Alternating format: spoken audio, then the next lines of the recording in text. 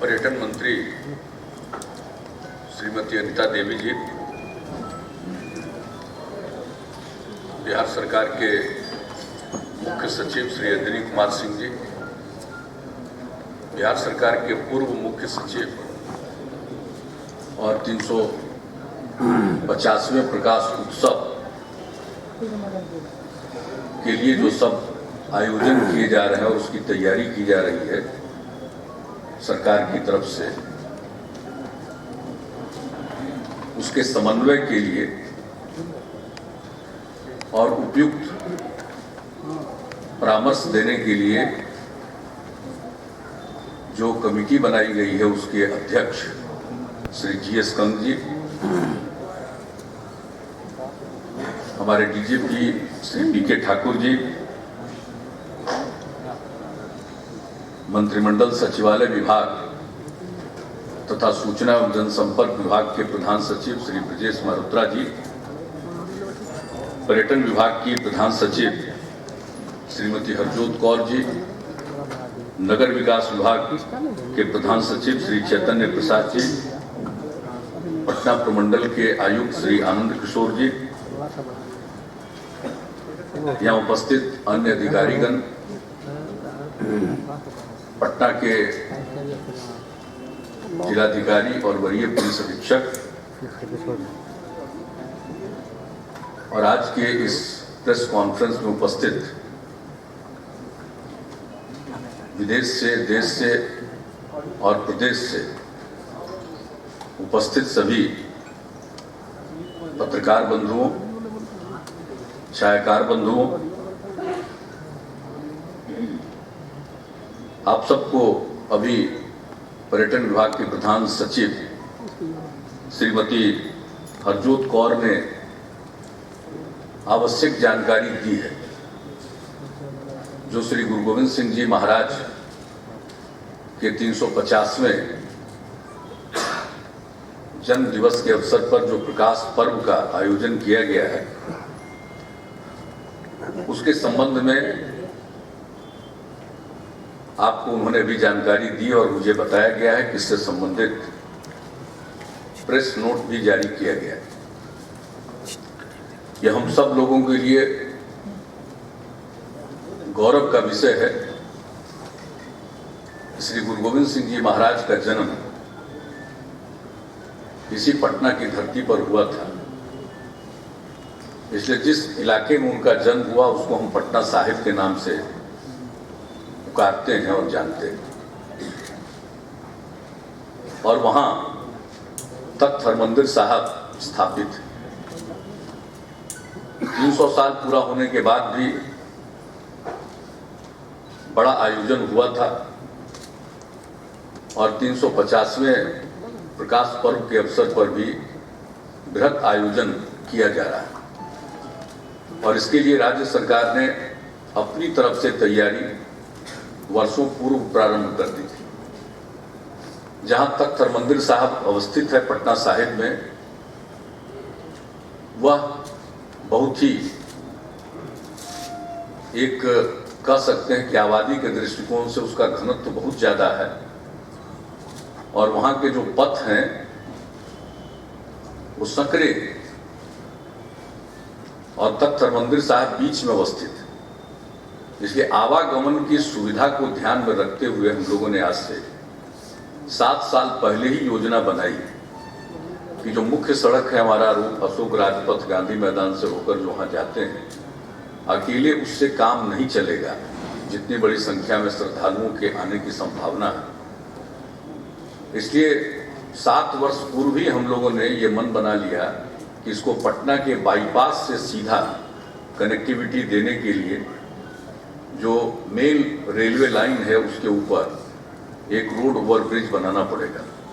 और राज्य सरकार ने अपने खर्च से रोड ओवरब्रिज का निर्माण रेलवे की सहमति से किया है और उस ओवरब्रिज के रोड ओवरब्रिज के बन जाने के बाद एक दूसरे रास्ते से भी सुगमता पूर्वक वहां पहुंचने की व्यवस्था हो रही है। और यही नहीं, पटना साहिब के अंदर जितनी सड़कें हैं जो तख्त साहब की तरफ ले जाती हैं, उन सबों के चौड़ीकरण का कार्य किया गया। इसके अलावा वहाँ के ड्रेनेज आदि पर भी पूरा ध्यान दिया गया और ये सब जो शहर के अंदर की जो नागरिक सुविधाओं से संबंधित व्यवस्था है, यह नगर विकास विभाग कर रहा है और जो पथों के चौड़ीकरण का काम हमारा पथ निर्माण विभाग कर रहा है। इसके पूरे आयोजन का प्रबंध पर्यटन विभाग कर रहा है और इसके आयोजन के लिए मेरे स्तर पर भी 3 बैठकें 4 बैठकें हो चुकी हैं और मुख्य सचिव के स्तर पर नियमित तौर पर इसकी समीक्षा होती है और हर जरूरी निर्णय लिए जाते हैं।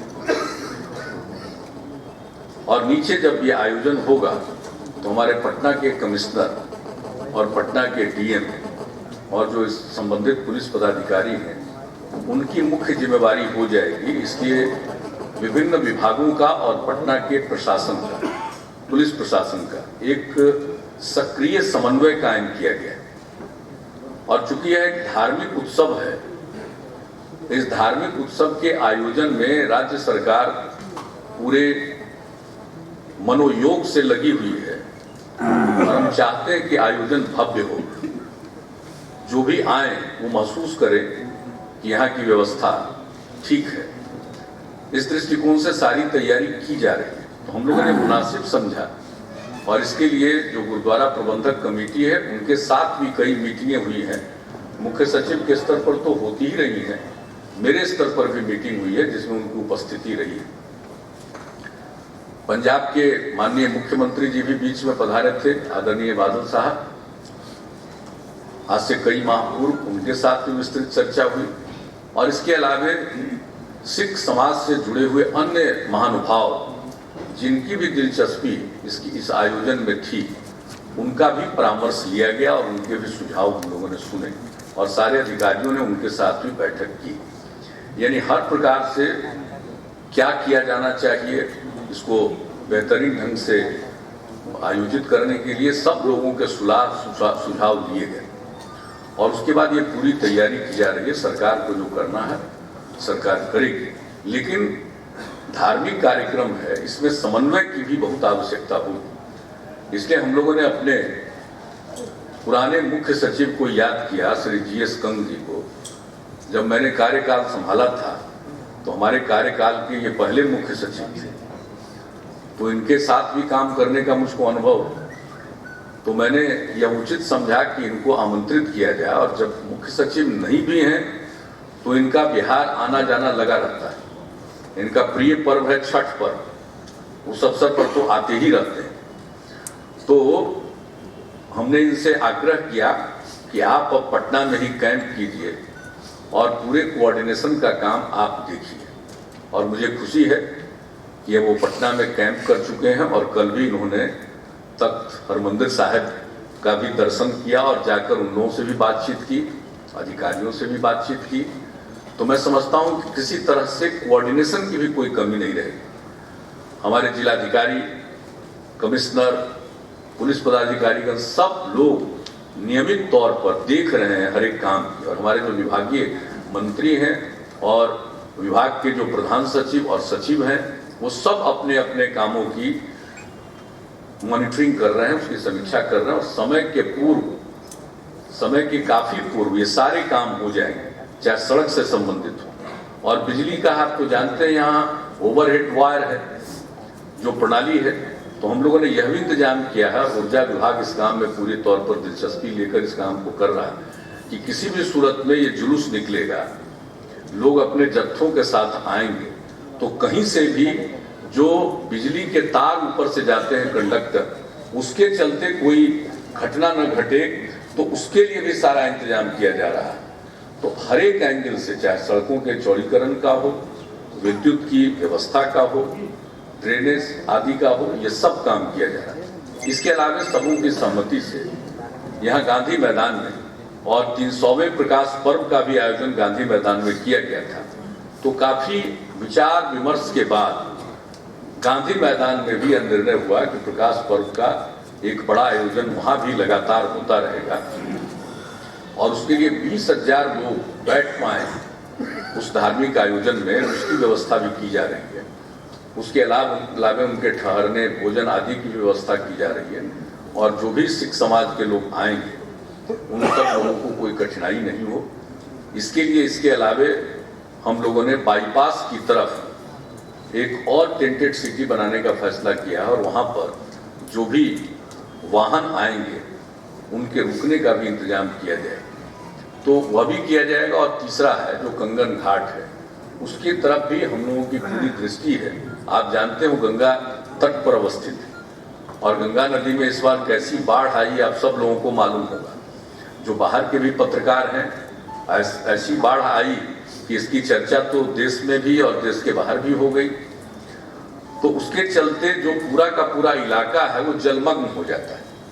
तो हम लोग कंगन घाट पर भी पूरे तौर पर नजर रखे हुए हैं और वहां भी टेंटेड सिटी अगर बनाना संभव होगा उस पर पूरे तौर पर हम लोगों का नजरिया, उसकी पूरी तैयारियां वहां भी हम लोग बनाएंगे। तो इस प्रकार से हर जगह लोगों के आवागमन में कोई दिक्कत नहीं हो। आप जानते हैं कि हमारे पटना साहिब की तरफ जाने वाले मुख्य सड़क पर काफी ट्रैफिक होता है।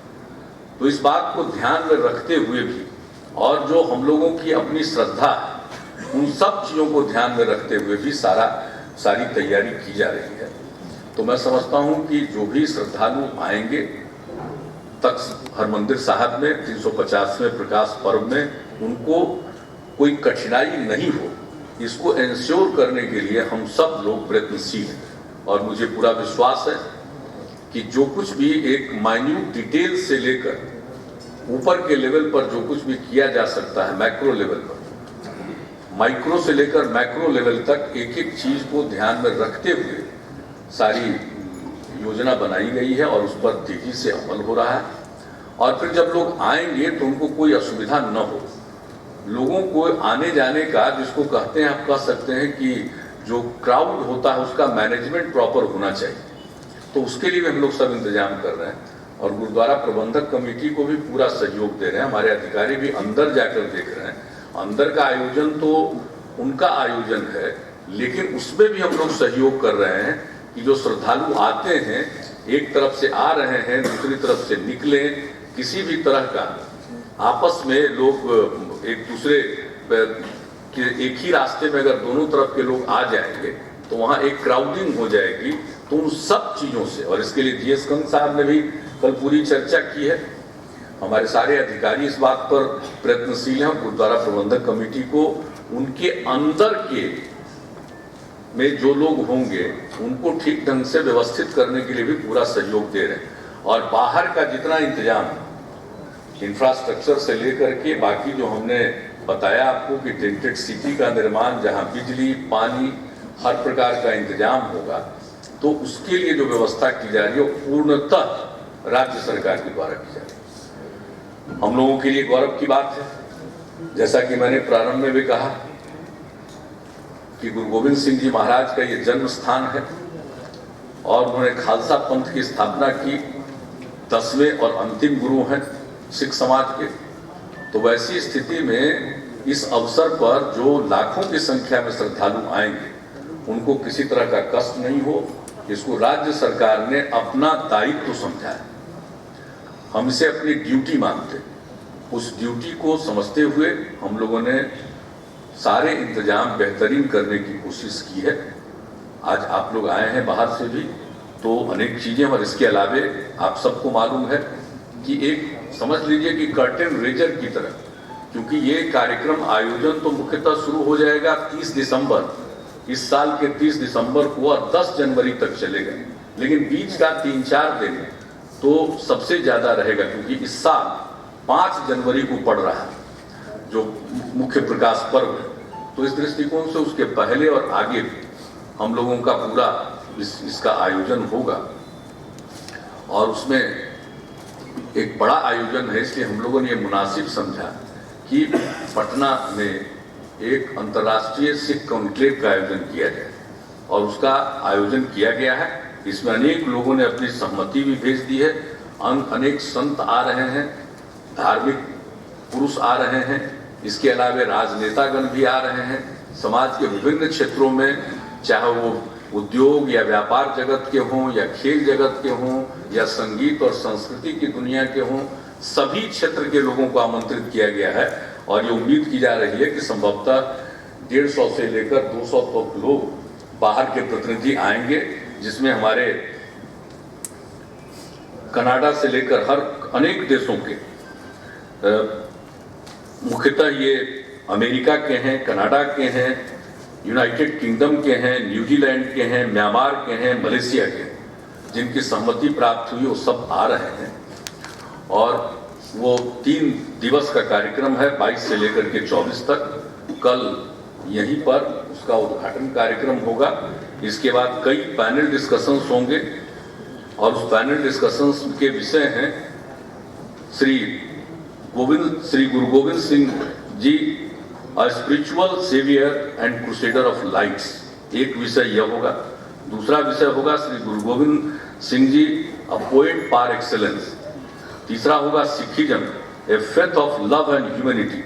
और चौथा होगा contribution of Sikhs to the nation. इन सभी विषयों पर पैनल डिस्कशन भी होगा। कल तो उद्घाटन सत्र है जिसमें सब लोग उपस्थित रहेंगे, और इसके अलावे अनेक, जिसका जिक्र हमारे प्रधान सचिव पर्यटन ने किया है, उसके साथ साथ संगीत का भी आयोजन किया जा रहा है। और यही नहीं, यहाँ पहले गुरु नानक देव जी महाराज भी यहाँ आए हुए हैं। बिहार के विभिन्न स्थलों का उन्होंने भ्रमण किया है। और राजगीर, आप जानते हैं कि ऐतिहासिक जगह है, वहाँ भी गुरु नानक देव जी का निवास हुआ था। और जो सबसे बड़ी खासियत है गुरु नानक देव जी का जहाँ निवास हुआ था, आप जानते हैं कि राजगीर में गर्म पानी का कुंड है, झरना, लेकिन ठीक उसके बगल में जहाँ गुरु नानक देव जी का निवास हुआ था, वहाँ ठंडे पानी का झरना। ये बहुत खास बात है, विशिष्ट बात है। तो उस स्थल को भी हम लोगों ने कोशिश की है, विकसित करने की कोशिश की है सिख समाज के सहयोग से ही।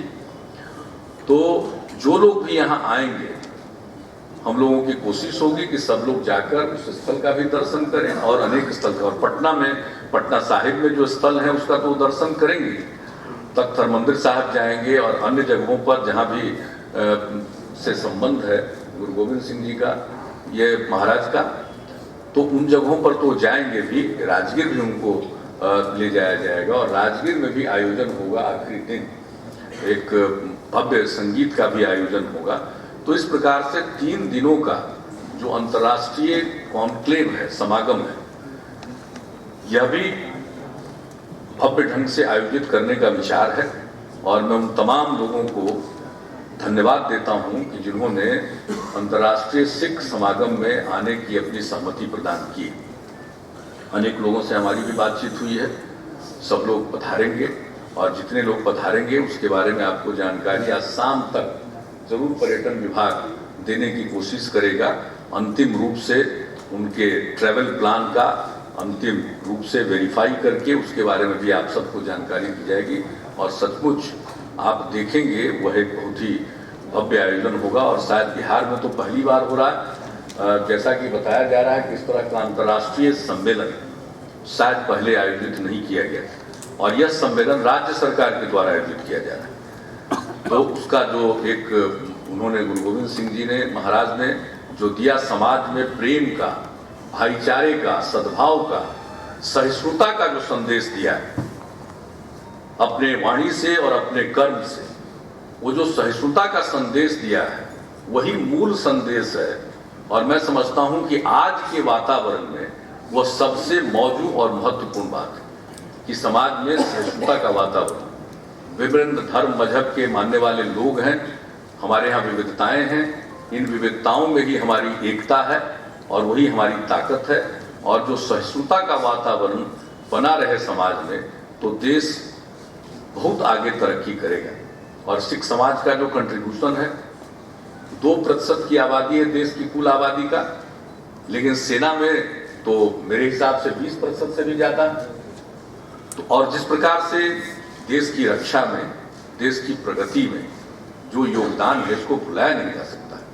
आज जब भारत अन्न के लिए दूसरों पर निर्भर करता था, और जिस प्रकार से पहली हरित क्रांति आई है इस देश में, वो तो पंजाब हरियाणा से ही आई है, वहीं से शुरू हुई है। आज हम कहीं अपने भोजन के लिए किसी पर निर्भर नहीं, आत्मनिर्भर, बल्कि अब हमारे यहाँ तो सरप्लस है। तो ऐसी स्थिति उत्पन्न हुई है, तो इसमें जो योगदान है इसको कैसे भूला जा सकता है।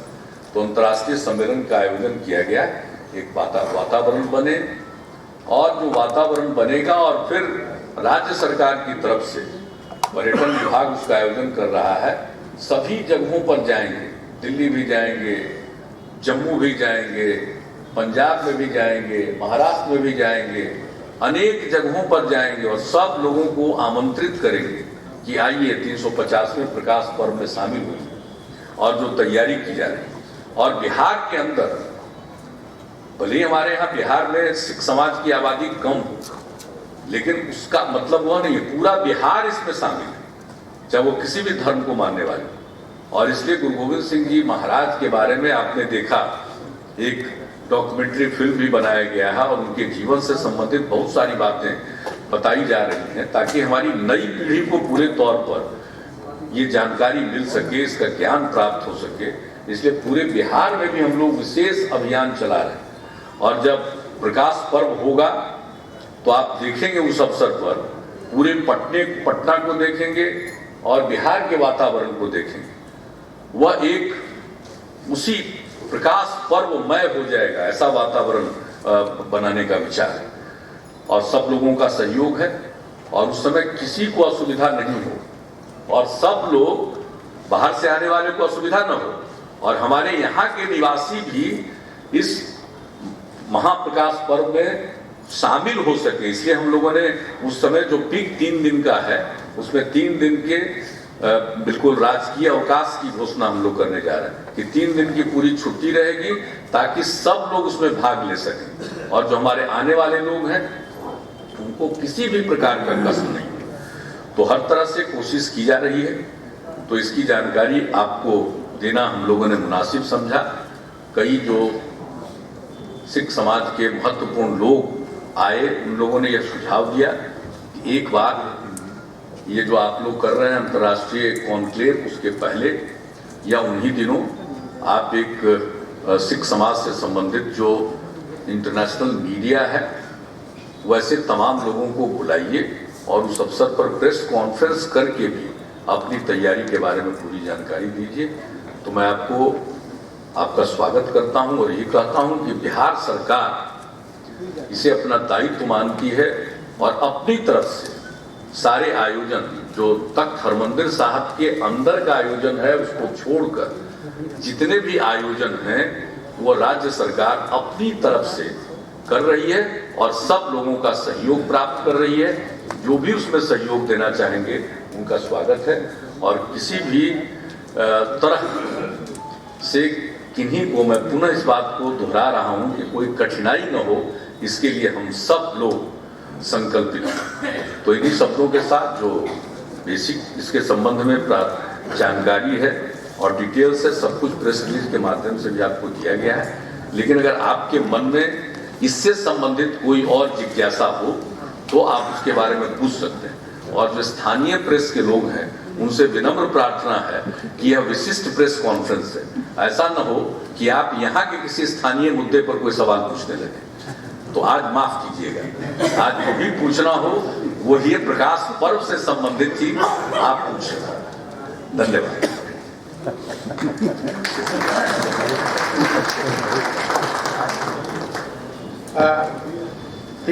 श्री गुरु गोविंद सिंह जी महाराज के 350वें प्रकाश वर्ष के अवसर पर जो बिहार सरकार के द्वारा तैयारियां की जा रही हैं, उस संबंध में अभी आपने माननीय मुख्यमंत्री को और प्रधान सचिव पर्यटन से जो भी कार्य हम लोगों के द्वारा किए जा रहे हैं, बिहार सरकार के द्वारा जो सुविधाएं यहाँ उपलब्ध कराई जा रही हैं, उसके संबंध में आप लोगों को जानकारी दी गई है। अब मैं आपसे अनुरोध करूंगा कि इस विषय से संबंधित जो भी प्रश्न आपके जहन में आए हैं उसको आप पूछ सकते हैं। जो भी मैं रिक्वेस्ट करूंगा कि पहले जो इंटरनेशनल मीडिया या नेशनल मीडिया से जो लोग आए हुए हैं उनको आप लोग अतिथि के तौर पर पहले उनको सुनेंगे। Nitish ji, my name is Venkat Narayan. I'm the president of the Foreign Correspondents Club of South Asia based in New Delhi. I have come here to attend this function. I want to congratulate you for your government's decision to hold the 350th birth anniversary celebration of Sri Guru Gobind Ji. I would like to invite you to hold a similar press conference to reach out to the global media in Delhi, and I'll be very happy to offer my club as a venue for that event. It should be done closer to the 5th of January next year. So it will be a good thing for Bihar because you have Mahavira, Buddha Bhagwan also associated with Bihar. So this is a great place. It deserves greater exposure in the global media, and I'll be very happy if you can come and hold a similar press conference in Delhi. Thank you. Thank you.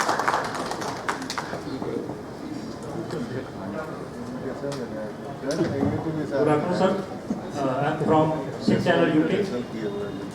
आपने जो development और management की आपने बात की, आप काफ़ी सालों से इस पे लगे हुए हैं और आपकी मेहनत और डेडिकेशन अरेंजमेंट से दिख भी रही है। इसके लिए मैं आपको सबसे पहले बधाई देता हूँ कि जो जिम्मेदारी आपको गुरु साहब ने एक तरीके से दी, आप उसको बाखूबी निभा भी रहे हैं। डेवलपमेंट और मैनेजमेंट में नॉर्मली जो स्टेट गवर्नमेंट होती है उसमें अगर कोई प्रोग्राम हो स्टेट में तो उनका रोल जो इन दो चीज़ों पर भी होता है, मैनेजमेंट और डेवलपमेंट। और शताब्दी जो मनाई जाती है हमेशा वो जिन गुरु साहब की हो, उनकी शिक्षाओं को, उनके संदेश को दुनिया तक पहुंचाने के लिए मनाई जाती है। वैसे ये जो रोल है गुरुद्वारा कमेटी का